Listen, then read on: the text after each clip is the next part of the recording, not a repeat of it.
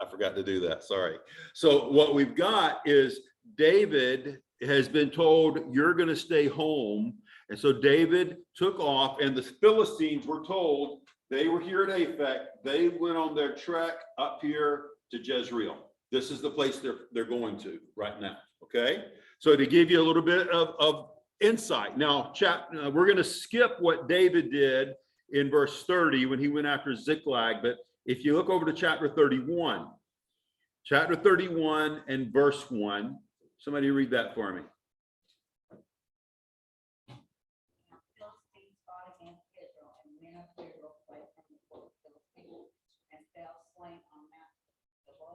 Okay, so here's the fight.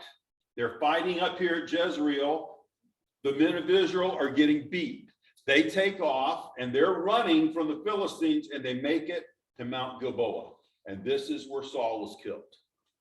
Saul was killed at that place at Mount Gilboa. So go down, and this is going to be a longer section.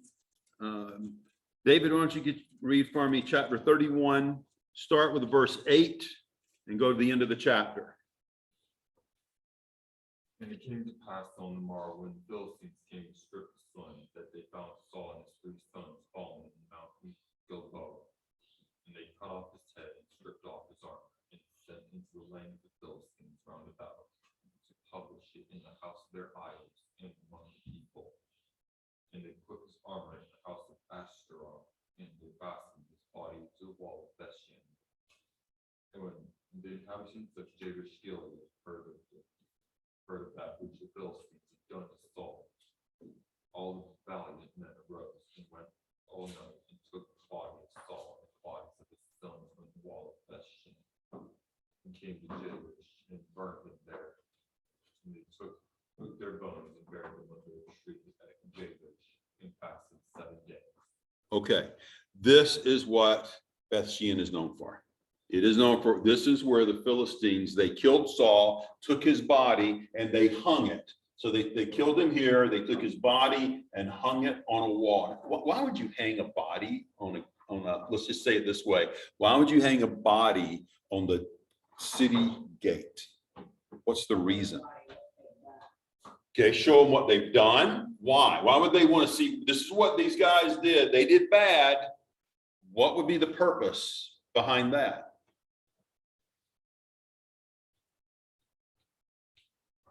Say if anybody else crosses, they get the same thing. It's a warning. Yeah.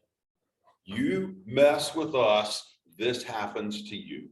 And this was Saul. This was, but think about that, head and shoulders above everybody else. He's the big guy. This is the king of Israel. If we can take this guy down and we can hang him on a wall, don't think it won't happen to you. That's the whole thing here. The whole reason these people wanted to do this was to make an example to threaten other people. So that's what's happening. This is what Beth Shean is known for. Now, this place is not mentioned in the New Testament. However, and I'm not saying this is what was being referred to, we can understand some points from what we're going to see that would help us understand what was being taught in the New Testament. Now, here's an example. Let me just go ahead and get over there. I'm going to skip past this one because what this does, this is showing some of what has gone on. In Beth Shean, it was back in the 5th millennium before Christ, they say. I would say probably 4 instead of, no, make that 3. But they pushed the dates back a little bit further. But this town that we're going to be looking at right now is majorly a Roman city. And that's the time of Christ. The town was destroyed by an earthquake, was 749, I believe it was, AD. So what we've got now is ruins. But this town is not listed. However, in the New Testament, however, this town would have been there in Jesus' day, and that matters. This town was a walking distance from where Jesus was raised. Walking is in a day's walk. It was close. Here's the point. You remember in Luke 15, one of the most famous parables we have, Luke talked about the parable of the lost son, the prodigal son. And he said, the man went away into a what? Far country. That's where the guy went. This is close. But this city would have been the type of a city that that prodigal son would have escaped to. It was a typical Roman, idolatrous, pagan, any kind of fleshly sin you wanted, it was at this place. You might say it would be like Las Vegas, New York. It was, I got a pastor friend up in New York, and he said one of the hardest things to deal with up there is people come to the city to sin. That's their reason for going to New York City normally. And this would have been no different. That's what this town is known for. It is known for sin, and it was a very popular town. Now, another thing that would have happened here, and I want you to keep this in mind. Joseph, Jesus' father, earthly father, what was Joseph's trade? What did he do? He was a carpenter. Now, I have shown you picture after picture of this area. What do you normally see in the landscape? Bushes, rocks. Do you see a bunch of big trees that you can make a house, a stick-built house with? Do you really think that carpenter refers to somebody who just works with wood? I'm going to say no. Because what is everything built from in these days? Huh? No, not metal. I mean, stone. He would have been a stone craftsman. They work with stone, and we're going to see that here. Now, keep in mind, if that is the main trade, it is, and I'm going to say this happened, possibly, you could have had, when this city was being built, they're not going to go to Rome and get people in the Roman union to come over and just hire union workers here. They're going to hire local guys to come in and build this place. You could very well have had Joseph and Jesus working to help build this town as stones craftsmen. Maybe. So all that to say, this would have been the construction project of the day that was happening. This city was one of the Decapolis. It was the major city of the 10. So it had been a huge project. What is that we're looking This is, and they're going to, you getting ahead of me.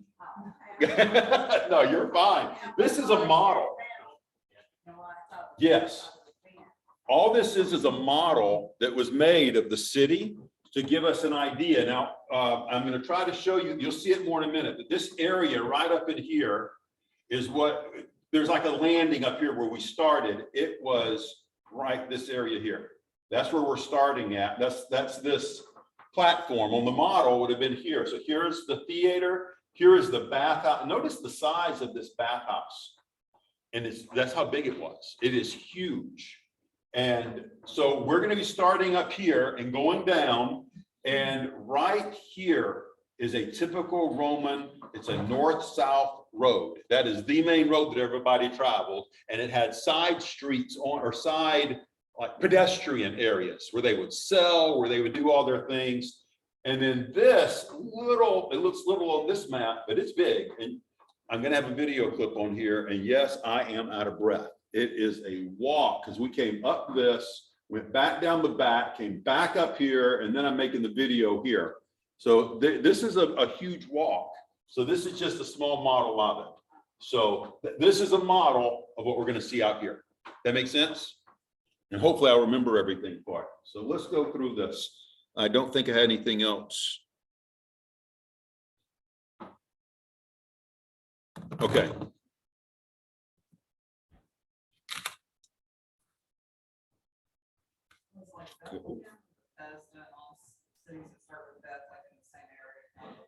They're in the same area, but this one is Roman. All of those are Jewish.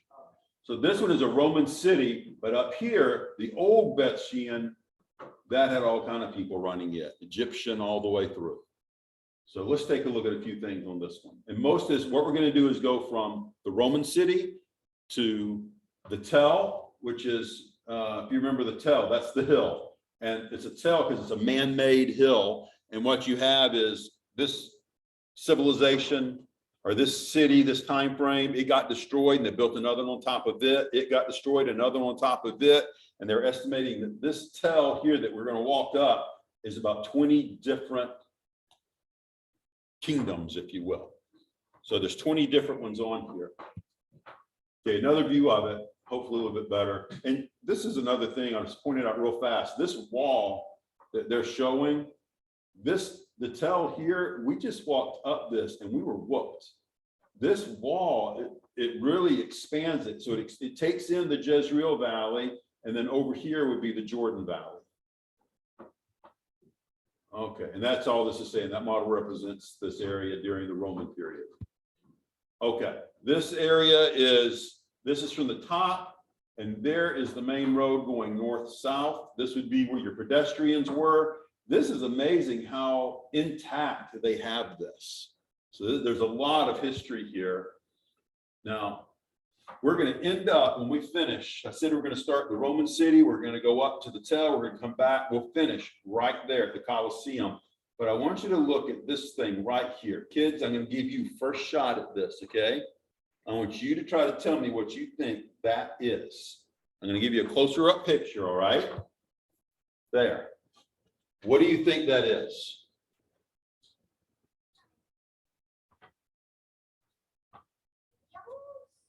It's got wheels on it.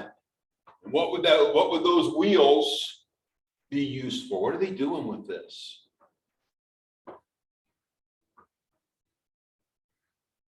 Yes, it has a lot to do with rocks. Can you imagine trying to move? You see this guy over here? He's about 6'7", 6'8", and he would be about as big, tall as this rock. Can you imagine trying to pick that rock up? It doesn't pull it, but it makes it so you can pull it, doesn't it? That's exactly what this is. The Romans, they were geniuses. The Romans are the ones who invented cranes. We just happen to have motors on the cranes today. They're the ones who invented the block and tackle so they could lift these rocks, but then they had to move them. And people always say, well, how could they move these big rocks? They were just primitive. These guys were brilliant. And what they would do is they would cut the rock at the right size. These wheels had holes cut in them. They would lift it, put the wheels on it. They could hook an animal up to this and roll it wherever they wanted it to go. They could build all of these structures that you see out here. Right back over there is the Colosseum, the theater. That place would seat, looking at it, I would guess 3,000 to 5,000 people. And it had boatloads of these rocks that were quarried and brought here. So they had to cut these things out of other places, and they could use these wheels, which they found, to be able to pull them and put them in place. The Romans were brilliant. So that's how they did this. Good job. You both did well. Some of these, I just took some pictures of how you get in. They still had this archway here that was getting you into the main part of the city. This is getting in, if I remember right, to where I messed it up in here and on the video part, but it's not it's the hippodrome, I believe it is, where they have the chariot races, and it's to the death. So people would die in those. And this is the area that we're getting to here. This area is one where they unearthed a lot of these pillars, but they didn't know what this area exactly was. I take that back. This is the entrance into the bathhouse. The bathhouse was a major part of life. Everybody went to the bathhouse, and not just to get clean. That's where the political speeches, all that would happen. So this was a major part. I was impressed with this. All these tiles that I was walking on are over 2,000 years old. And usually these, when I think of tiles, I think of tiles. These are tiles that have been placed and put in. I mean, this was amazing that these things have lasted that long and through, the earthquake that hit in the 700s. Okay, this is the beginning part of the bathhouse. I say the beginning part, one of the parts. What they would do with these, all of these pillars were placed in here, and they had a floor laid over them. So you had all this empty space underneath, and over here, you can see like it looks, and it's fireplaces. They would be burning wood, heating up under the floor. This there's another clip here coming up, another picture. There were 3 springs feeding this place. And their trouble was getting water to go out, because they definitely had enough water coming in. So they would have water come in here, and when people would be on the platform that's on top of these pillars, the water would start going up the walls, the roof, and it would drop back down on the floor and would make a natural steam room. So they had a steam room on this one, and that was one of the stations. You'll see the others in a sec. So one of the stations, this is the same station. Okay, so what they would do, these bathhouses, there's the after the bath. That's when I took this picture. Let me try to move it down. You'd come in, take off the normal clothes, put on your bath clothes. People would wrestle, people would exercise, they would work up a good sweat. And then they would come to one of these cauldrons, and they, according to this, they had not invented soap yet. So what they would do is lather themselves with oil, and I'll show you some things where they used to clean themselves. So they had like a rope where they would push down their body, and it would just take off that oil and the grime and the dirt. That's how they bathed. So they would leave the bath, that part, go to the warmer room, and that's where they would sit around, they chat, they do all of their political talk, and that's where the hot room, when I say the warm room. And then they would go to a cooler pool, and they would cool off. Now, during all this time, you had people debating, people going, doing their talks, lectures, and other people had masseuses and all this stuff. This was this place, and I think you'll see that in just a minute, was as big as the theater. This was a huge building. They put a lot of energies into this, and those are just some of the things they were doing. And this is just some others of the rooms. So this is the model of it, and it was elaborate. They loved their swimming pools and their sweat rooms. Okay, this is the thing. This was the oil flask they would use, and that's the handles and the rope that they would use to come down their body to clean themselves. This I thought was gross. It's a toiletry set with your ear picks and your things like that. So, but that's what they had. And they would use these things just to splash water on themselves and rinse off. Okay, another picture from that one. This is where I enjoyed it a lot more.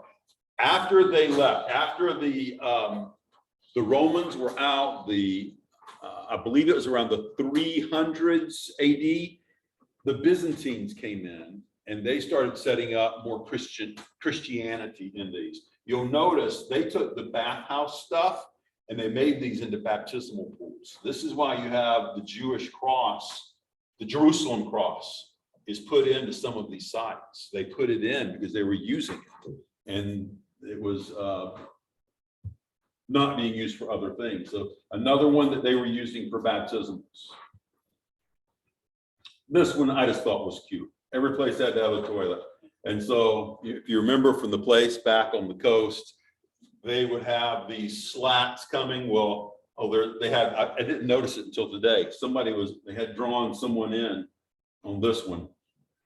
So what you would do is one leg here, one leg here. Your neighbor would have a leg shared with you, and it had running water going out, and you just it was a public toilet. You can have it. I want nothing to do with this. So this is where it was. They found the toilets, and so that's the latrine area. I know that's very edifying. So now you have it. So this is going back down into some of the city. This is the theater that was back there. You can just see the size of it. Some of the town they were able to unearth, which has been, you can just see the size. They estimate there was 40 to 60,000 people living here. So this is a large city for them. What do you notice about this is the main road. Every Roman city had a north-south road, every one of them. And that's how they built it. This would be the sides where the people would walk. This would be where the chariots and wagons and all that would go through. What do you notice about the pavement? These guys are smart. They're big stones. It's peaked in the middle, so the water runs off on the side. Okay, what they had under the middle, and yes, it's peaked. there was a waterway underneath the middle. If anything broke, they could take up one, put another one down. So they built it well to be repaired, but yes, it has that peak with water drainage going underneath. Notice too, every time I have seen, if I had built it, I would have laid those stones down just like I had these stones, because I could see which way I was going. It'd be nice and even. All of these stones, if you notice, they're all at angles. Why? Okay, might shed some water. What else? What would happen if you are riding your chariot or your wagon and all of the cracks are the same direction as your wheels? The last longer is going to work because it's going to keep hitting into those ruts and it's going to keep cracking. You can have the wagon wheels can get caught if they're perpendicular and parallel to the wheels. They set them all at an angle, and it was smart. So the wagons can go over them and not break them and not break the wheels. So I was impressed. Okay, this is the tell. This is where there's 20 layers of civilization. And what we're going to do is go up this way, and it's so hard to see distance. They gave us a choice of hang around and see more of these places. So I missed some of what they showed, but I wanted up here and I wanted it bad.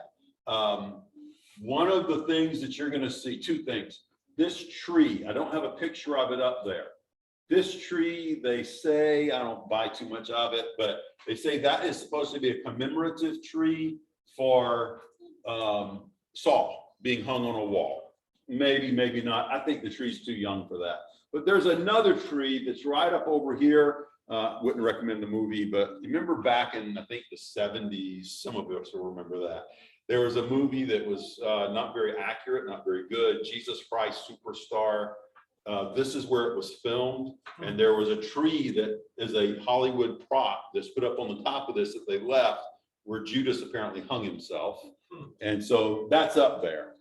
So I don't know if I've got a picture of that one up there or not, but it would have been over here. So this is heading up. Now, this has nothing to do with anything.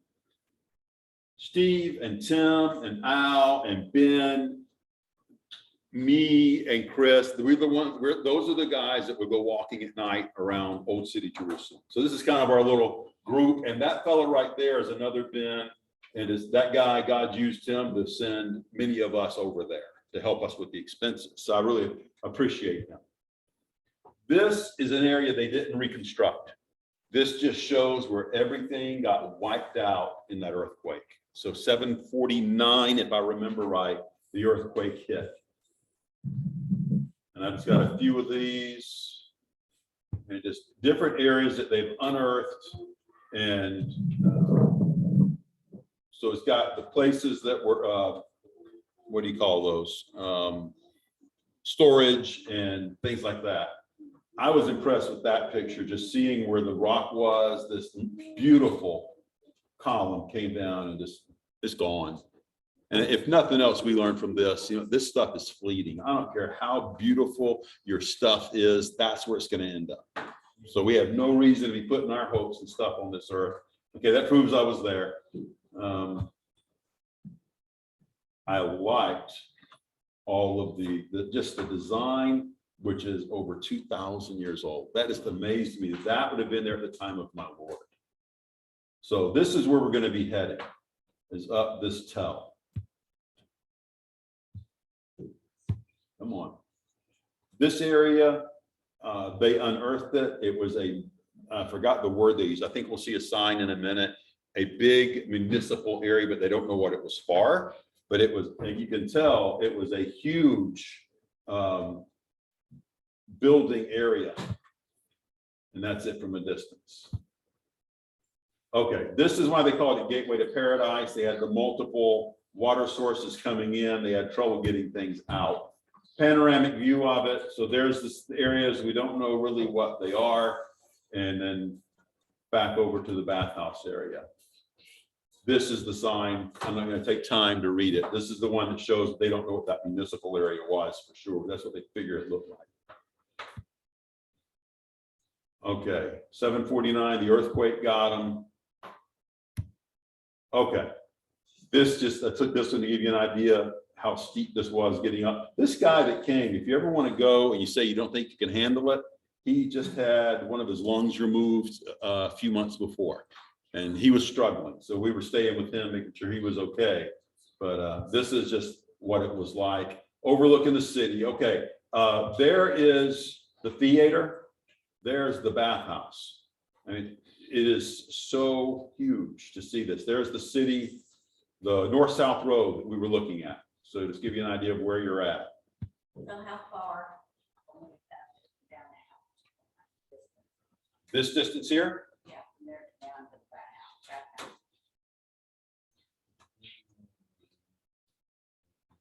a few hundred yards. So we walked it in no time. Okay, here I've got this is when we got up to the top of the tell. This would be looking to my right. This was the area where David, his stronghold was. This would have been, so Israel had a presence up here. They believe they found Canaanite temple areas up here. So we were trying to figure out when we were up there if that would have been left over from when David came up. But the point being, we got to walk around some, and they're old ruins, they're not clear, but we got to walk around where King David had a hideout or a fortress. For me, that was amazing to think we were in the same place as David.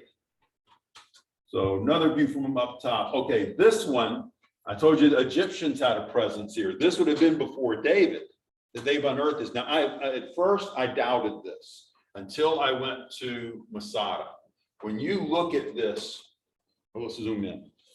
When you look at these walls, you see this like a plaster. This is like a sandstone that they've made into a plaster, and they put it over the rocks. And I'm thinking, there's no way that stuff is going to last. That stuff is on top of Masada. And if you remember, no, you don't remember, you weren't there. And I haven't showed it yet. At the Dead Sea, you remember you couldn't hear me because of the wind. Masada, just think of it, you're up another 1,000 feet. It is even more windy. So you have this massive wind coming through constantly, hitting all of this type of plaster, and on Masada, it's still there. So that just gives you an idea how well preserved, how strong this stuff is. And this would have been buried under dirt. So it would have lasted even longer. So this was an Egyptian, they think it was a governor's palace. I'll show you the thing for that one there. The Egyptian governor's house, 12th century BC, so 1200-ish. David would have been around the 800-ish mark. So this was before David. And again, it just blows my mind to think you can see that clear of stuff that's 3,000 years old. So there's that one. Okay, after we went up the tell, this is for me another interesting point. We decided to take a hike down the back of the tell, and this is what we found. Now, this is not the gate to the original city going up to the tell. This, yes. Is it tell like an archaeological? It means a hill. Just the hill. Yeah, a man-made hill from multiple generations or multiple kingdoms. So yeah, that's fine. This was on the back of it. They said it's the gate. You'll see a sign for that. The gate to nothing, or the gate, something like that. They think maybe there was just a farmhouse up there. They don't know. But this gives you an idea. When Saul's body was hung, this would have been the type of area that would have been. There would have been a gate between these two pillars, and you'll see some storage things around it. But this would have been the type area where people would have had to come through this walkway, and they would have passed bodies of soldiers hanging on these gates as a warning. There, gate without a city. Paved floor led to the top of the tell, which was desolate, but for one farm and a fortified homestead. That thing was guarding something at some point, and we just don't know what. So these things were around it. So you'd have had storage areas, and this is just from the top side looking down to it. And the fact that it's on top of the tell, you need that for military. You need it to be, you need people coming up at you to hurt them, not being on the same level. So that was a major issue for them. This is the Roman town of Beth Shean. What's that? Let me, This is where where, is this? at this stage, There we go. obviously, the Romans take, I'm sorry, what's your question? So was that a cave in there? It was like a cave. It would have been a built-in cistern where they could store things around the gate. Kind of like when we were up at Dan on the thing, and you'd go into the gate and they'd have the storage rooms off to the side, and people would go in and meet there. This is the same kind of thing, a storage room. So this is where I get out of breath, so bear with it. It'll be good. this is the Roman town of Beth Shean. This is where, at this stage, obviously, the Romans had taken over there. That area there is where the bathhouse is, obviously the Colosseum. Hippodrome. Here would have been, or the horse races, I forgot the name, Hierapolis. That's the area for that. Very well-preserved city. But the biblical significance of this one is Beth Shean. Before this is Saul and Jonathan were defeated. This is the town where they hung his body as a bad example. And that gate, I can't point to it, it's behind us, up over that hill. There's still pictures of it. But this is the Ooh. area where Saul and Jonathan were living. Very well preserved Roman city. And that gate, I'm gonna try to stop it here and show you one thing. up over There. That is, it matters not. That's the prop, the Hollywood prop where Judas hung himself. They left it there. It has no significance. So it's really not even a real tree. It's nothing. It is a prop. Uh, So it looks real and it's got little junk growing around it, but it's a prop. One guy, I watched his video and he was saying, this is the tree that is significant. It's significant for nothing. So, okay, so these are the walls. This is coming up to where David is. So I'm still on top of this hill. These are the walls that David would have had as his fortress. And around it is the some Canaanite temple area. And that just gives you more of an overview and down the hill as well. I think there's another, yes. This is at the top of the mountain or the dell before, right above the Roman city. This is the fortress of David and Solomon that is remaining. Here it has a good overview, so you can definitely the fortress. It's the Jezreel. Right over here was a site where they believe that this was Canaanite temples. So we're trying to figure out if that would have been when David would come up and conquered them and took these over. But from here, you can see down below where the Roman city. This is coming back down. This is David's section where we have seen his, again, King David's stronghold. That, and on the way down, I'm seeing all of this earthquake mess where they've unearthed some of it and has left stuff laying. That is inside. Now we're back to the Colosseum. You can see where these stones, lady, where you were talking about, they would roll that stone. This is where they would have rolled them and placed them in here and stacked them one on top of another. Now this is, for me, it was interesting. These are the good seats, just like at a ball game. These are the good seats, and up here, this is your vomitorium, and that's where the cheap seats would be. So people would have the troughs back into these cave areas, and they would do their thing. So some of the areas that were coming off the top, going back to the gate, I told you we'd end up in the back of it. So all these passageways were back in these. And this was interesting. I took this one so you could see, they haven't put them back in, but notice all of these that went down, they just lined them up. And look at the intricacy of all of this artwork on all of these pillars that were all around this place. And it was beautiful. And to see the talent that these people, okay. We'll stop there for tonight. That is, that's where I messed up with my camera. And I'll tell you now, this is considered one of their delicacies. It's our guide, Fote, just loved this place. We ate there 3 times for lunches. It is what it is, but it's not that much of a delicacy. I'll tell you stories with that one next time. So, questions about Beth Shean are some lessons we can learn from Beth Shean.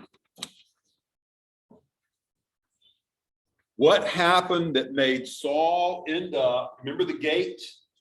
What put Saul on that gate? And I'm not talking about the Philistines. What got him to the point where if you remember, Saul had, before the battle where he was killed, who did he go see for advice about what's going to happen in that battle? Do you remember that?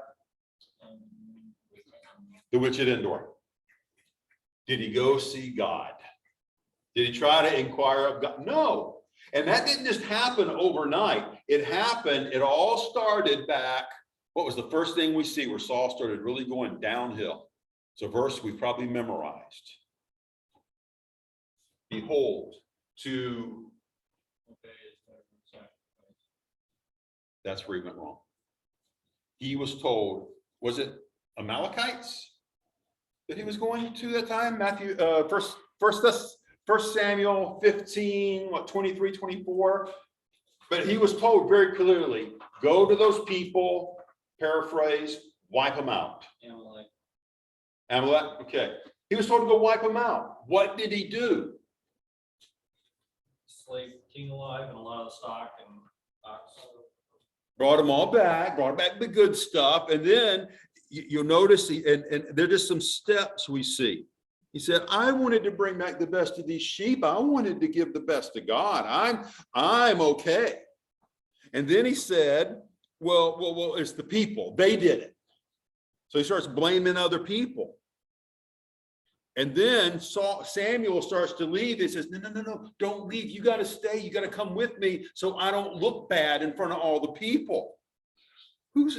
All the focus is on me. It's on self. That's where Saul started going down.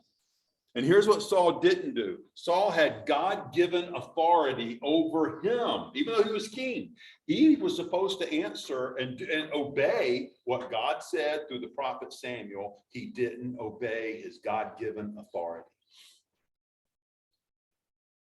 I look at this and we see how this affected Saul. I would suggest to you that we have these same battles today. We have the same fights. What do we like to focus on? How is this going to affect me? How is this going to further my cause? How can I be furthered? It's not about loving the Lord. It's not about obeying the Lord. It's how can I get what I want? And that was the start that led Samuel. When you think about this, I want to further me led to, I'm going to go talk to a witch at Endor to get input instead of talking to God. Instead of going to God's prophet and finding out what I should be doing, he went to go to a witch. He went to demonic sources. Well, wasn't he going to the witch to try to contact Samuel? I mean, who had Yes. died, but he was sort of trying to. Exactly, yes. He was trying to get it and he was doing it his way. But yeah, you're absolutely right. He was trying to get his answers. He knew what the answers were. He wasn't stupid. Yes. And it's sad. All of this just started with a self-focus. And that's important for us. Our sin will lead us to places we never thought it would take us. And we need to be careful with that. And that's the verse. That's the verse. And it is a lot like us in the sense that Saul was told truth. Everyone in this room knows some degree of truth. Saul was told this is what you're supposed to do. He knew it, but he rejected it. And that's a choice that each one of us has to make. Am I going to respond to the truth of God's word and build my life on Jesus Christ, on the rock? Or am I going to hear his word, not obey or heed his word and build my life on sand that shifts? That's the choice we have to make. And it's a good picture with Saul and how he ended up on a city gate. So, just an application. Anyone else? Okay, well, let's close with a word of prayer and we'll be dismissed.